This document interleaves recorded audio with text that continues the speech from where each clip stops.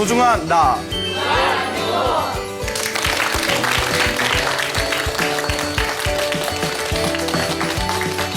예, 안녕하세요. 예, 광호 스님입니다. 예, 부처님 당시에 어느 젊은이가 살고 있었습니다. 이 젊은이가 부처님의 법문을 듣고 너무 감동을 받아서 출가를 하게 됩니다. 예, 이제 머리를 깎고 출가를 했는데 이제 많은 사람들이 그 스님을 띠싸 스님이라고 불렀답니다. 띠싸, 예, 띠싸 스님. 이름이 띠싸예요. 뭐 이름이 중요한 건 아니고 예, 이야기의 흐름이 중요하니까. 그래서 이제 띠싸 스님이라고 불렸는데 이 스님께서 이제 수행 생활을 하다가 몸에 이렇게 조그만 겨자씨만한 조그만 이렇게 물집들이 잡히면서 종기가 생겼다고 합니다. 몸에 이렇게 종기가 좁쌀만한 종기가 생겼는데 그 종기가 점점 커지더니 나중에 이제 대추알만해지고 나중에 더 커지더니 자두만해졌대요. 온몸에 종기가.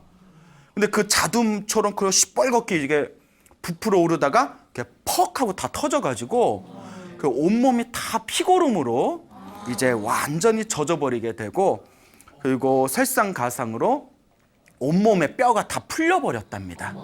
예, 그러니까 아예 몸을 옴짝달싹도 할 수가 없는 그런 극심한 병고에 빠져서 이제 침대에 누워서 온몸이 피고름으로 뒤덮이게 됩니다. 이제 처음에는 같이 살던 스님들이 이렇게 좀 옆에서 간병도 해주다가 그 너무나 몸에서 피고름 막 그런 냄새와 독한 냄새와 그리고 도저히 몇 날 며칠이 지나도 회복을 할 기미가 없다 보니까 스님들이 나중에 이제 포기해 버립니다. 이제 혼자 덩그러니 침대에 누워가지고 온몸이 피고름에 다 이제 묻혀서 그러니까 뼈마디가 다 풀려가지고 고통을 받고 있는 이 띠싸 스님이 너무나 괴롭구나. 차라리 이대로 죽어버렸으면 좋겠구나라는 생각을 일으키게 됩니다. 그때 부처님께서 어느 사원에서 고요히 깊은 명상에 들어가십니다. 그래서 부처님은 깊은 명상 상태에서 당신의 천안통으로 세상을 모두 꿰뚫어 볼 수 있는 당신의 신통의 눈으로 내가 제도해야 할 불쌍한 중생이 어디에 있는가 하고 이렇게 한번 세상을 훑어보신다고 합니다. 그때 당신의 제자 중에 띠싸 스님이 온몸이 피고름으로 이제 뒤덮여서 뼈마디가 완전히 풀려서 고통 속에 헤매이고 있는 것을 천안통의 눈으로 발견하게 되십니다. 내가 마땅히 저 스님을 구제해줘야 되겠구나. 이제 부처님께서 이제 그 스님이 있는 방으로 갑니다. 혼자 덩그러니 외롭게 침대 위에 누워있던 이 띠싸 스님이 부처님이 싹 들어오시니까 깜짝 놀란 거예요. 부처님께서 띠싸야 얼마나 괴로우냐. 내가 너를 깨끗하게 씻겨주겠다. 그리고 이제 부처님께서 침대가 다 피고름으로 묻어 있잖아요. 그러니까 이제 새로운 깨끗한 침대에다 이제 옮기려고 하니까 그때서야 이제 스님들이 아이고 부처님이 직접 오셔서 띠싸 스님을 간병하고 있다. 이런 이야기가 이제 싹 퍼지면서 스님들이 우르르 몰려 나옵니다. 그렇죠. 대장이 나왔는데 밑에 가만히 있으면 안 되죠. 부처님 저희가 하겠습니다. 저희에게 맡겨주십시오. 그럼 좀 진작에 하든가. 그렇죠? 예? 그 스님들이 저희가 할 테니까 부처님 옆에 좀 계십시오. 이런 험한 일은 저희들이 하겠습니다. 그래서 이제 스님들이 힘을 모아서 깨끗한 침대에다가 이제 띠싸 스님을 옮긴 뒤에 부처님께서 물을 따뜻하게 데피십니다. 그러더니 당신이 손수 띠싸 스님의 그 이제 다 피고름으로 말라붙은 옷을 다 뜯어내가지고 그 따뜻한 물로 이제 띠싸 스님의 몸에 그 종기와 피고름을 다 이렇게 닦아내십니다. 부처님께서 직접 다 이렇게 닦아준 뒤에 옷도 깨끗하게 빨아서 새 옷을 딱 입히고 그리고 편안하게 깨끗한 침대에서 쉴 수 있도록 부처님께서 직접 배려를 합니다. 띠싸 스님이 마음에 잔잔한 감동을 느끼면서 그렇지 않습니까? 우리에게 있어서는 절대적인 교주이신 부처님께서 직접 나타나셔서 내 몸의 더러운 부분을 다 닦아주시고 옆에서 간병해 주시니까 마음에 얼마나 의지가 되고 감동이 느껴지겠죠. 그러니까 이 띠싸 스님이 고요하고 편안한 마음으로 침대에 이렇게 누워있게 됩니다. 그때 부처님께서 편안하고 안정된 마음을 갖게 된 띠싸 스님의 얼굴을 보고는 내가 지금 법을 설하면 저희가 깨달음을 얻겠구나라는 것을 직감하게 되십니다. 그 부처님께서 그 편안하게 누워있는 띠사스님에게 자상한 목소리로 설법을 해주십니다. 그리고 그 설법을 딱 듣는 순간 이 띠사스님이 그 자리에서 모든 욕망과 번뇌가 사라진 위대한 성자 아라한이 됩니다. 완전한 깨달음을 얻은 성자 아라한이 딱 되면서 그 자리에서 숨이 딱 끊깁니다. 근데 이미 아라한이 되었기 때문에 태어나고 죽고 태어나고 죽는 삶과 죽음의 윤회에서 완전히 벗어나서 영원한 자유인이 된 것이죠. 그래서 저희 불교에서는 깨달음을 얻으신 분이 세상을 떠나시면 저희 불교에서는 열반에 드셨다라고 표현을 합니다. 열반에 드셨다. 열반이라는 것은 삶과 죽음의 윤회를 벗어난 진리의 세계를 열반이라고 합니다. 이제 제자들이 이제 화장을 다 마치고 나서 부처님께 질문을 던집니다. 거룩하신 부처님이시여, 저 띠사스님은 참으로 젊은 나이에 출가를 했음에도 불구하고 저렇게 큰 병에 걸려서 고통을 받다가 죽게 되었습니다. 그런데 부처님, 저 띠사스님은 과연 어디에 태어났겠습니까? 라고 질문을 던지죠. 그때 부처님께서 띠사스님은 죽기 직전에 부처님의 설법을 듣고 그 자리에서 아라한이 되었다. 그러므로 지금 저 진리의 세계 열반에 드셨다라고 표현을 합니다. 그 제자들이 깜짝 놀란 거예요. 아니, 그렇게 몸이 아파서 고통 속에 신음을 하고 있던 띠사스님이 언제 깨달음을 얻었단 말인가. 깜짝 놀라면서 제자들이 부처님께 질문을 던집니다. 거룩하신 세존이시여, 부처님이시여, 이번 생에 사람으로 태어나서 깨달음을 얻은 아라한이 된다는 것은 너무나 위대하고도 어려운 일입니다. 그런데 이번 생에 아라한이 될 정도로 뛰어난 자질을 갖췄던 띠사스님이 왜 저렇게 무서운 병에 걸렸던 것입니까? 왜 몸에 피고름이 나고 몸이 다 썩어갈 정도의 저렇게 큰 병에 걸린 겁니까? 그리고 뼈마디가 다 풀려가지고 몸도 전혀 움직이지 못한 채 왜 저런 고통을 당해야만 했습니까? 라고 질문을 던집니다. 그 부처님께서 하시는 말씀이 띠사스님이 이번 생에 아라한이 될 수 있도록 깨달음을 얻은 것도 전생에 지은 띠사스님의 업이고, 이번 생에 저렇게 고통받고 괴로운 병에 빠진 것도 역시 전생에 띠사스님이 지은 전생의 업보이다. 자기 업은 자기가 그대로 받을 뿐이다 라고 설법을 하십니다. 그 제자들이 깜짝 놀래요. 아니, 도대체 구체적으로 전생에 어떤 업을 지었길래 이번 생에 깨달음을 얻으면서도 이번 생에 저렇게 고통받는 병에 걸리게 된 것입니까? 부처님, 저희들이 자세히 듣고 싶습니다 라고 질문을 던집니다. 그 부처님께서 그래, 내가 자세히 너희들에게 설법을 해줄 테니, 그 인과 업보에 대해서 말해줄 테니 너희들은 귀를 기울여서 자세히 듣도록 해라 라는 내용이 펼쳐지게 됩니다. 부처님께서 띠사스님의 전생에 대해서 말씀을 해주십니다. 띠사스님은 전생에 석가모니 부처님이 세상에 출현하기 이전에 가섭 부처님 시대 때 살고 있던 남자였다고 합니다. 우리 불교에서는 과거에도 수많은 부처님이 출현하셨고 미래에도 수많은 부처님이 출현하셔서 중생을 제도한다고 합니다. 그래서 석가모니 부처님이 가시고 먼 미래 세상에 오실 부처님을 미륵불이라고 부르죠. 다 들어보셨죠? 예, 그 옛날 왕건이란 드라마 보면 내가 미륵이야 막 이런 거 나오지 않습니까? 그리고 석가모니 부처님 바로 전에 오셨던 부처님이 바로 어느 부처님이시다? 가섭 부처님이십니다. 가섭불이라고 불리게 되죠. 이 가섭 부처님 시대 때 띠사스님이 새를 잡는 들새 사냥꾼이었다고 합니다. 새를 잡는 사냥꾼이었는데 기가 막히게 새를 잘 잡았다고 합니다. 그래서 수많은 새를 잡아서 왕실에다가 갖다 바치기도 하고, 또 남는 새들은 시장에 가서 팔아가지고 그것으로 생업을 삼았다고 합니다. 근데 이 띠사스님의 전생이었던 이 들새 사냥꾼이 그 새를 잡은 뒤에 다 죽여버리고 나서 팔면 새가 다 팔리지 않으면 그게 부패를 해버립니다. 빨리 썩어버리니까 이분이 그럼 어떻게 보관을 해야 될까?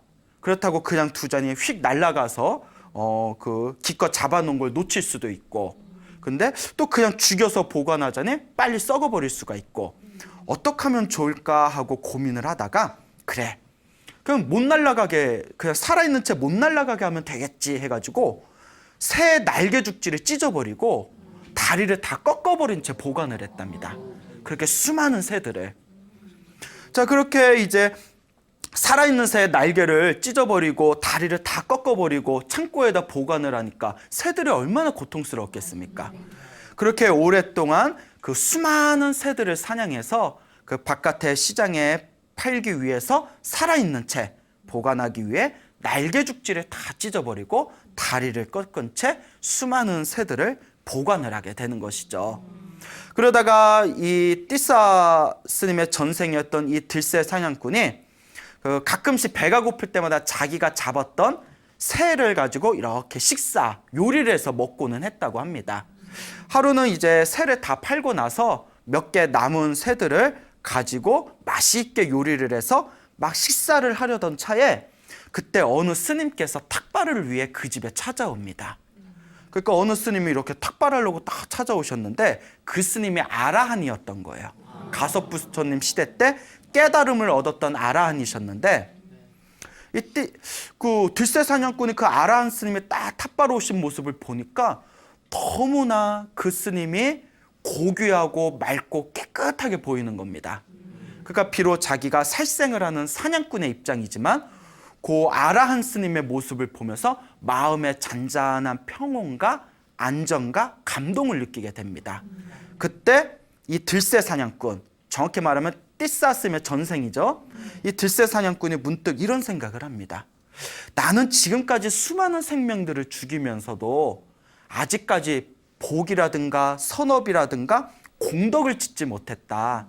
근데 저기에 굉장히 수행이 깊어 보이는 스님이 탁발을 오셨으니 오늘은 내가 공덕을 좀 짓자. 그러면서 자기가 먹고자 하던 그 요리를 스님에게 다 갖다 드립니다.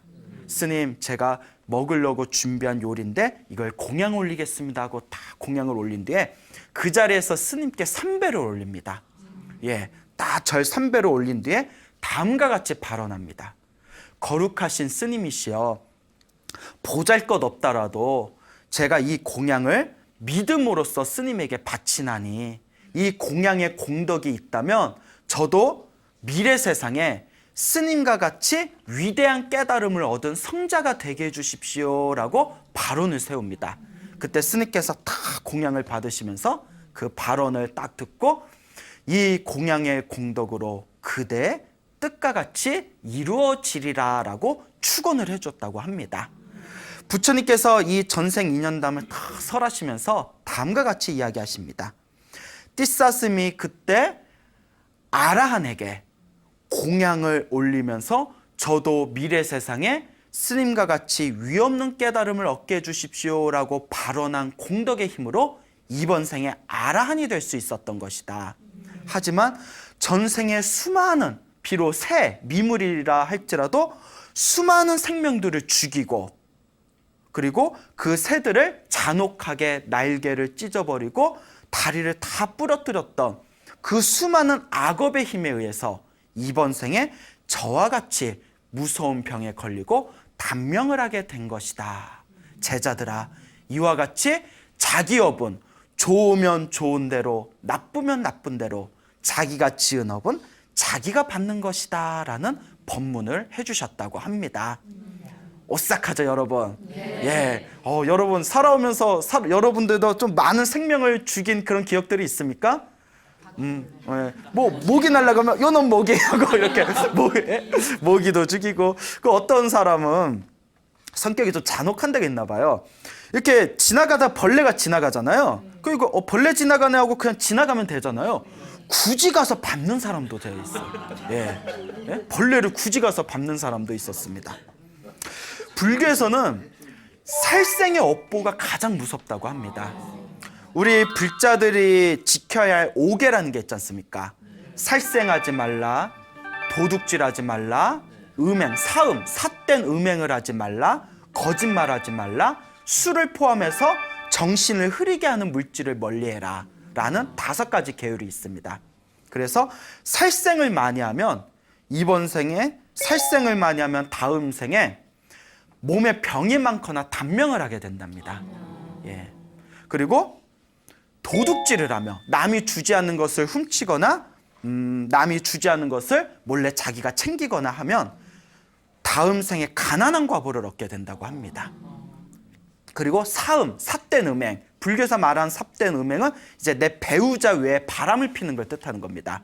내 배우자 외에 다른 사람과 바람을 피게 되면 태어날 때마다 좋지 못한 가족들을 만나게 된다고 합니다. 예, 콩가루 집안이라고 하죠. 거짓말을 많이 하게 되면 사람으로 태어나도 항상 사람들에게 믿음을 받지 못하고 따돌림이나 왕따를 당하게 된다고 합니다. 사람들을 속였던 과보의 그 힘이죠. 그 다음에 술을 포함해서 정신을 흐리게 하는 물질을 가까이 하면 사람으로 태어나도 머리가 우둔하다고 합니다. 예. 이 살도 음망주, 살생하지 말라, 도둑질하지 말라, 삿된 음행을 하지 말라, 거짓말하지 말라, 정신을 흐리게 하는 물질을 가까이 하지 말라라는 이 5가지 계율 중에서 살생의 업보가 가장 무섭다고 합니다. 그래서 살아있는 생명을 많이 죽이는 살생의 업보를 많이 지으면 다음 생에 태어날 때 지옥에 떨어지게 되고, 혹 지옥의 고통을 면한다 하더라도 축생, 짐승으로 태어나서 서로가 서로를 먹고 먹히는 관계가 된다고 합니다. 그리고 지옥이나 짐승으로 태어나는 업을 피했다 하더라도 인간으로 태어나서도 항상 몸에 병이 많거나 혹은 갑작스런 단명을 하게 된다고 합니다. 그러니까 우리 주변에 보면 굉장히 착하게, 굉장히 성실하게 살았던 사람임에도 갑자기 단명하는 경우가 있습니다. 야, 누구 아들이 죽었대. 아니, 걔 그렇게 착한 애가 어째 그렇게 빨리 갔대? 참 하늘도 무심하시지?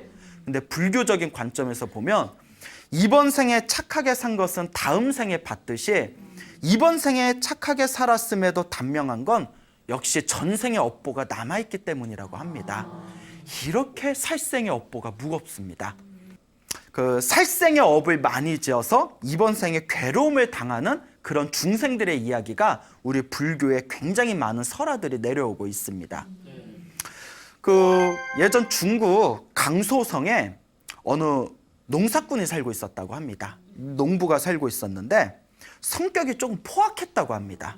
아까 얘기한 것처럼 괜히 벌레가 지나가면 가서 그냥 한번 꾹 밟고, 예.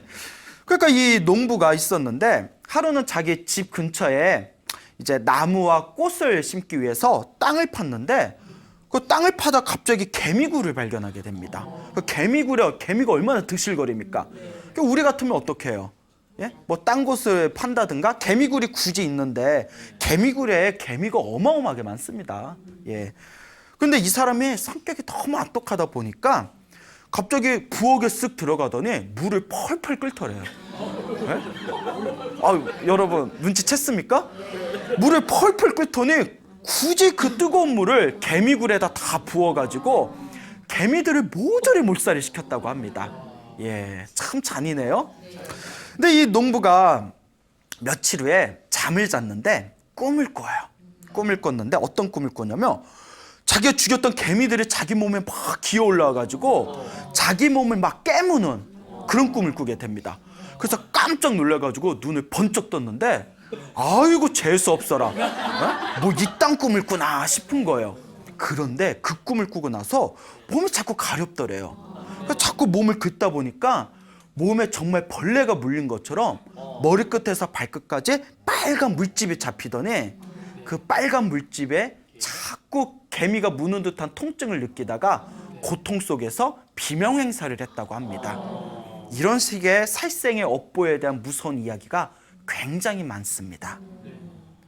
그러니까 여러분들도 스스로 스님 저는 어렸을 때부터 좀 잔병이 많았습니다. 또 뭐 여러분들 주변에 스님 제 아시는 분이 있는데 그분은 매일매일 병이 끊일 새가 없습니다 라는 그런 분들이 있다면 한번 내가 전생에 살아있는 생명을 많이 죽인 살생의 업보가 좀 있지 않나, 그런 걸 한번 불교적인 관점에서 고민해 볼 필요가 있습니다. 자, 사람이 짓는 업 중에서 가장 무서운 게 바로 살아있는 생명을 죽이는 업보라고 했는데, 우리가 지금까지 전생 수많은 윤회의 삶 속에서 태어나고 죽고 태어나고 죽는 것을 반복하면서 얼마나 많은 생명을 죽였겠습니까? 그럼 우리는 어떻게 해야 이 업보를 풀어낼 수 있을 것인가? 어떻게 해야 내가 머나먼 전생에서부터 이번 생에 이르기까지 살아있는 생명을 죽였던 이 업보를 우리가 완전히 소멸시킬 수 있을 것인가? 진정한 불자라면 한번 고민해 볼 필요가 있습니다. 그래서 옛날부터 큰 선지식들, 옛날부터 지혜로우신 큰 스님들께서 한결같이 말씀하신 살생의 업보를 녹이는 가장 좋은 방법이 바로 방생이라고 했습니다. 여러분 다 들어보셨죠? 방생. 살아있는 생명을 놓아주는 걸 방생이라고 합니다. 그러니까 살아있는 생명을 죽이는 게 가장 무거운 업보가 되듯이 방생을 하는 공덕, 죽어가는 생명이나 혹은 어디 갇혀있는 생명을 풀어주고 살려주는 방생의 공덕이 가장 크다고 했습니다. 그래서 용수보살이 쓰신 대지도론이라는 책에 보면 그 책에서 살생의 업보가 가장 무섭고 방생의 공덕이 가장 으뜸이다라는 구절이 있다고 합니다. 예. 그래서 옛날부터 우리 불교에서는 힘들거나 괴롭거나 몸에 병이 많거나 혹은 일이 잘 풀리지 않을 때 이 살아있는 생명을 풀어주는 방생 공덕을 통해서 복을 짓고 선업을 지어서 자신의 운명을 아름답게 바꿔나간 그런 재미난 이야기들이 굉장히 많습니다. 예전에 어느 큰 고승이 있었다고 합니다. 굉장히 도가 깊은 이 큰 스님이 계셨는데 그 큰 스님 밑에 어린 나이에 출가한 동자승이 있었다고 합니다. 근데 이 큰 스님께서 동자승하고 한적한 남자에서 단둘이서 오손도손 살고 있는데 큰 스님께서 하루는 동자승의 얼굴을 딱 보고는 깜짝 놀란 겁니다. 얼굴을 딱 보니까 7일뿐이 못 살겠구나, 얼굴에 일주일뿐이 못 살겠구나 싶은 단명살이 다 이렇게 동자승 얼굴에 피어오르더랍니다. 그러니까 일주일뿐이 못 사는 거예요. 그걸 알아본 것도 대단해요. 응? 아이고, 우리 저 동자승이 전생에 무슨 업보가 있었길래 이번 생에 저 어린 나이에 부처님 제자가 됐는데 어찌 저리도 단명의 살을 맞게 되었을까? 큰 쌤이 고민하다가 이왕 죽더라도 부모님 좋아하는 엄마 옆에서 죽게끔 하자. 그래서 이제 동자승을 부릅니다. 그래서 네가 일주일 후에 죽을 거다라는 얘기는 하지 않고 너 엄마 보고 싶지 않니? 라고 질문을 던집니다. 그 동자승이 엄마 보고 싶다 막 이럴 거 아니에요? 응? 그 엄마 보고 싶어요 이러니까 그러면 내가 8일 동안 휴가를 줄 테니까 집에 가서 8일 후에 와라 라고 합니다. 그러니까 일주일뿐을 못 사는 애가 8일 후에 오라는 것은 어디서 죽으란 얘기예요. 그렇죠. 집에서 엄마 옆에서 엄마하고 편안하게 지내다가 네가 사랑하는 엄마 옆에서 이렇게 이 세상을 하직하거라라는 나름대로 큰 스님의 그런 어떤 배려였죠. 그래서 8일 후에 보자 하고 이제 동자승을 집으로 보냅니다. 이 큰 스님은 이제 우리 저 동자승이 죽더라도 다음 생에 좋은 몸 받게 해주십시오 하고 부처님한테 간절하게 기도를 했답니다. 다 법당에서 8일째가 딱 됐을 때 우리 동자승이 죽었겠구나 싶어가지고 부처님 앞에서 이제 천도제 49제나 좀 지내야 되나 하고 고민하고 있는데 갑자기 법당 밖에서 신임 하는 목소리가 들리는 거예요. 아이고, 이놈의 동자승이 귀신이 돼서 그래도 스승이라고 나를 찾아왔구나. 아이고 기특한 것 하고 이렇게 문을 열어서 왔느냐 하고 봤는데 큰 스님이 아니 어째 귀신인데 살아있을 때하고 어쩜 저렇게 똑같을까. 귀신아 왔느냐 했더니 동자승이 막 배시시 웃으면서 스님 8일 만에 뵀는데 왜 저보고 자꾸 귀신이라고 해요. 그 큰 스님이 원래 귀신은 자기가 귀신인 줄 모른다 했는데 아무리 봐도 살아있는 거고 똑같은 거예요. 그래서 너 살았니 죽었니 했더니 저 살아있잖아요. 엄마하고 놀다가 8일 만에 스님이 약속한 대로 여기 8일 만에 온 거 아닙니까? 깜짝 놀란 거예요. 이상하다. 응? 나도 이제 나이가 들으니까 눈이 어두워졌나? 그래서 일로 와봐라고 얼굴을 자세히 봤더니 단명상이 사라지고 8일 만에 장수상으로 변해버린 거예요. 깜짝 놀래가지고 이 동자승한테 너 도대체 집에서 무슨 짓을 했길래 얼굴이 이렇게 변했니? 아니 스님 저 집에서 고기 먹었는데 들켰네요 막 이러고 아니 고기 말고 고기야 먹을 수 있다 손 치더라도 너 얼굴이 완전히 바뀌었다고. 그래서 이제 자초지종을 얘기합니다. 실은 너를 집에 보는 거는 네 수명이 일주일뿐이 안 남아서 집에 보냈던 건데 일주일이 지나고 8일 만에 이 절로 왔으니 내가 깜짝 놀라서 그렇다. 뭔가 네가 큰 공덕을 지은 거 아니냐 잘 생각해봐라 라고 질문을 합니다. 그러니까 이 동자승이 해맑게 웃으면서 고민을 하다가 선생님 다른 건 없고 집에 가는 길에 강을 건너는데 홍수가 났는지 밑에서 강물이 콸콸콸콸콸 하고 쏟아지는데 거기에 집더미가 막 떠내려오더랍니다. 근데 그 집더미가 가만히 보니까 그 물결에 휩싸인 수많은 개미들이 그 집더미에 가득 달라붙은 걸 보고 아이고 저러면 저 개미들 다 물에 빠져 죽겠구나. 우리 큰 스님께서 살아있는 생명을 아끼라고 했는데 내가 살려줘야 되겠다 싶어서 자기도 위험을 무릅쓰고 내려오는 집더미에 붙은 그 개미들을 살리기 위해서 집더미들을 몇 시간 동안 내려오는 그 집더미마다 다 안전한 땅으로 다 옮겨준 것뿐이 없습니다 라고 이제 대답을 합니다.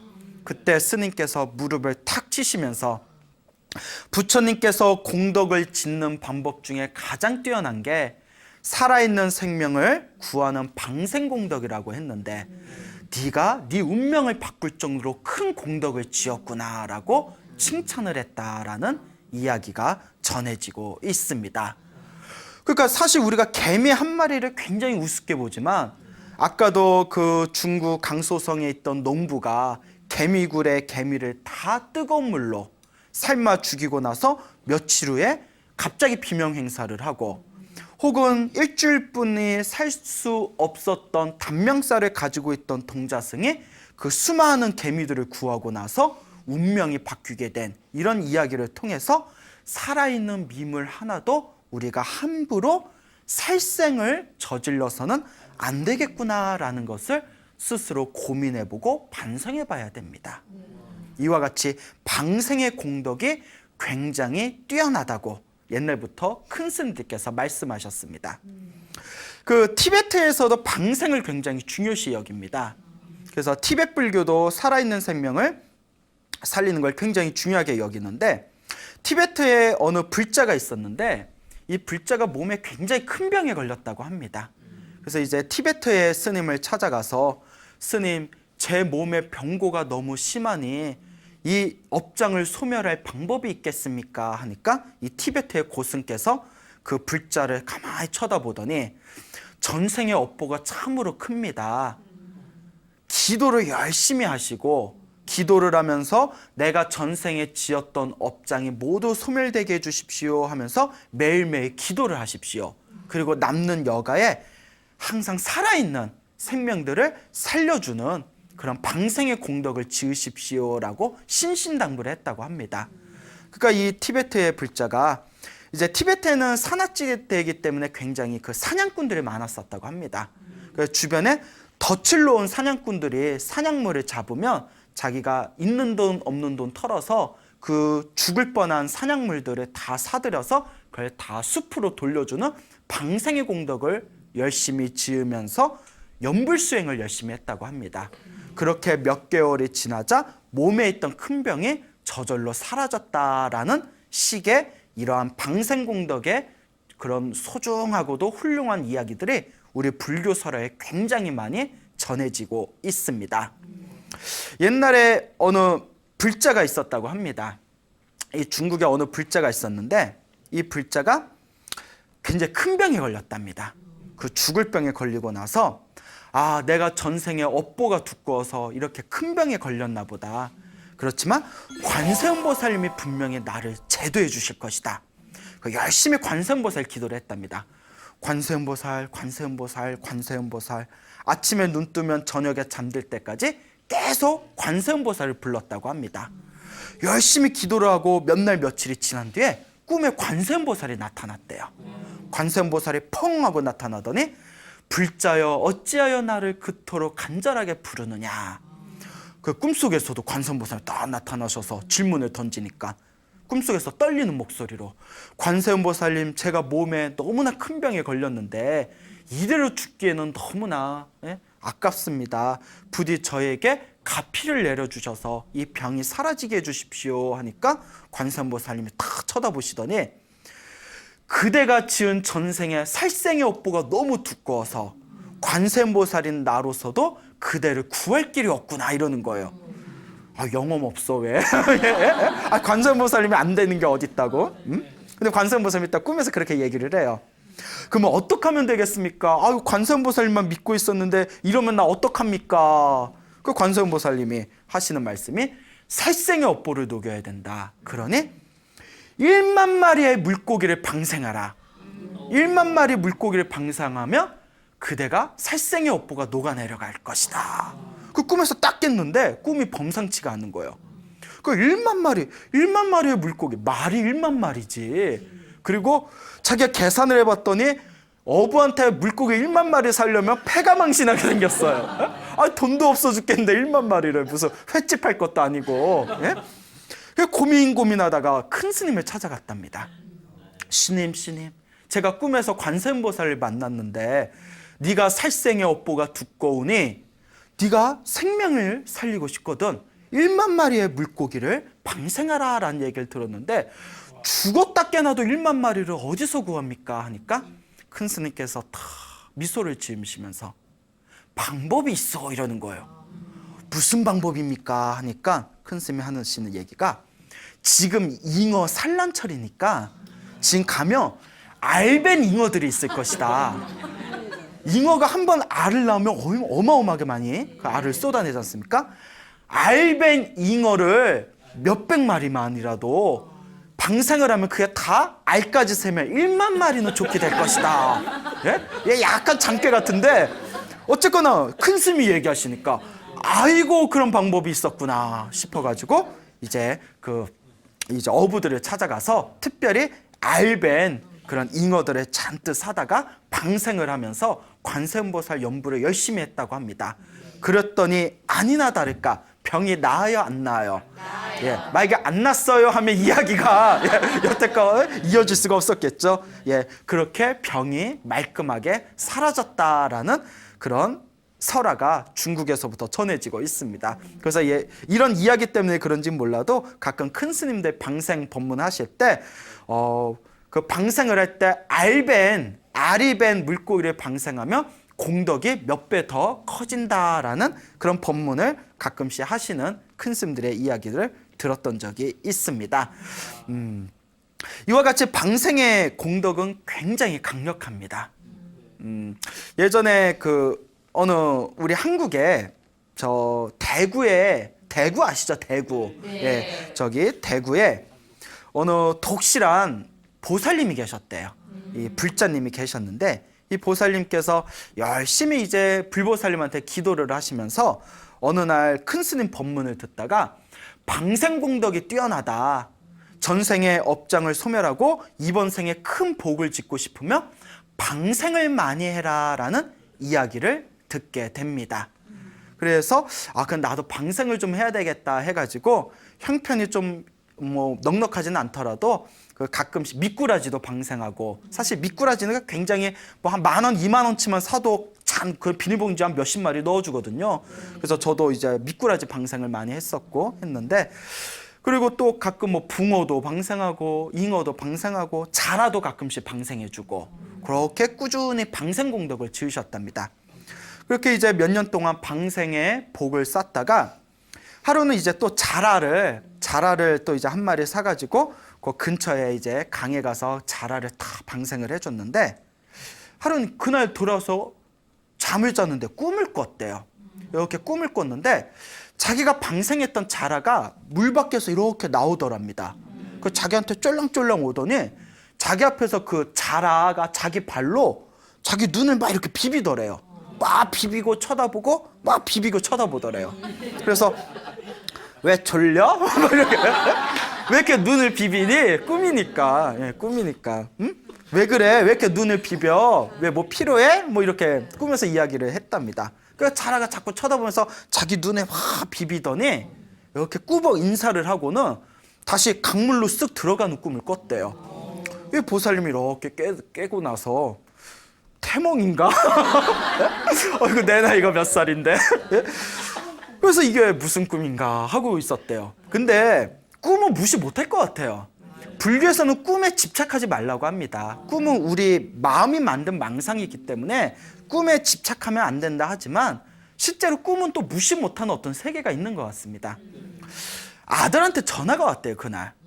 우리 아들 하고 이제 전화를 받았는데 엄마 나 오늘 큰일 날 뻔했어 이러는 거예요. 큰일 났어 아들 큰일 날 뻔했어 이러는 거예요. 아니 왜? 이랬더니 아들이 용접공이었답니다. 용접공이었는데 용접하는 거 있지 않습니까? 그 아들이 하는 얘기가 간단한 작업이 들어서 아주 간단한 작업이라서 이거 금방 끝나겠네 싶어서 그 안전장치를 안 하고 그 눈 가리개 안전장치 안면보호대를 안 하고 간단한 작업이라서 그냥 바로 용접을 했는데 갑자기 파바박 하면서 불꽃이 확 켰답니다. 그게 눈에 딱 탔는데 하마터면 눈에 실명이 될 뻔했대요. 다행히 그 불꽃이 눈 옆에 살짝 스쳐가지고 상처 자국만 이렇게 나고 엄마 나 하마터면 오늘 이거 불꽃 제대로 맞았으면 나 눈 실명할 뻔했어 라는 아들의 말을 듣고 그 꿈 얘기가 싹 떠오르면서 온몸에 소름이 돋았대요. 그 자라가 나타나서 깨서 어딜 비볐어요. 막 눈 비비면서 자기를 막 쳐다봤잖아요. 아이고 우리 아들이 눈 크게 다칠 뻔한 걸 요 자라를 방생하고 그동안 방생한 공덕으로 우리 아들이 그 눈을 신명할 뻔한 걸 눈에 상처 남은 걸로 그렇게 스쳐 지나갔구나라는 걸 직감하게 되었다고 합니다. 자꾸 이런 얘기 들으니까 오늘부터 방생하고 싶죠? 예? 이렇게 이 방생의 공덕이 굉장히 뛰어나다고 합니다, 여러분. 그러니까 여러분들도 내가 스스로 내 운명을 바꿔나가기 위해서 지금 내 앞에 펼쳐진 좋은 일, 나쁜 일, 이 모든 행복과 불행이 전생에 내가 지었던 내 업보고 내 업의 과보일진데 내가 전생에 지었던 안 좋은 업보를 소멸하고 이번 생에 내가 훌륭한 공덕을 짓고자 한다면 첫째는 기도를 열심히 하고 그 다음에 둘째는 사람들에게 널리 베푸는 보시를 많이 하고 그리고 가장 또 부처님께서 찬탄하신 중요한 복 짓는 방법이 바로 이 방생공덕이다라는 것을 여러분들이 명확하게 이해하신다면 여러분들이 스스로의 운명을 바꿔나가고 행복한 길을 창조하는데 강력한 에너지가 될 수 있을 것이다 라는 것을 명심하셨으면 좋겠습니다. 예. 자, 그 옛날부터 큰 스님들께서 방생은 굉장히 훌륭한 공덕이 있다고 했습니다. 그래서 방생을 많이 하면 사람으로 태어날 때마다 항상 건강한 몸을 받는답니다. 예. 그리고 방생을 많이 하면 그리고 항상 장수를 하게 된다고 합니다. 오래 살게 된대요. 건강하고 오래 산다는 게 굉장히 중요하지 않습니까? 네. 그리고 방생을 많이 하면 전쟁이 없는 곳에 항상 태어난대요. 여러분 전쟁이 있는 곳에 태어난다는 거는 엄청난 괴로움입니다. 예? 가끔 뭐 세계는 지금 이런 거 보면 전쟁이 벌어지고 있는 막 내전이 벌어지고 있는 그런 나라 보면 얼마나 고통스럽습니까? 전쟁 없는 곳에 태어나게 된다고 합니다. 방생을 많이 하면 사막도에 떨어지지 않는답니다. 사막도는 이제 지옥 그리고 악귀, 축생 이 세 가지의 괴로운 세계를 뜻합니다. 그 방생을 많이 하면 태어날 때마다 항상 사람들에게 인기를 얻는답니다. 그리고 방생을 많이 하면 무슨 일을 하든 일이 잘 풀린다고 합니다. 이렇게 방생의 공덕이 훌륭하니 우리 불제자들이 어찌 방생을 안 할 수가 있겠습니까? 옛날에 그 부처님의 수제자 중에 안한이라는 스님이 있었습니다. 이 안한 스님이 마을에 탁발을 가면 항상 음식물을 가득 얻어오셨대요. 근데 신기한 게 아무로 먹고 살기 힘든 흉년에도 아난 스님의 그 탁발하는 발이 때는 음식이 끊이지 않았다고 합니다. 그래서 사람들이 신기해하는 거예요. 아니, 아난 스님은 전생에 어떤 공덕을 지었길래 저렇게 아무리 흉년에도 탁발을 나가시면 저렇게 쌀을 잔뜩 얻어오시는 걸까? 다들 신기해하니까 부처님께서 다음과 같이 말씀하십니다. 아난 스님은 머나먼 전생에 방생을 많이 했다.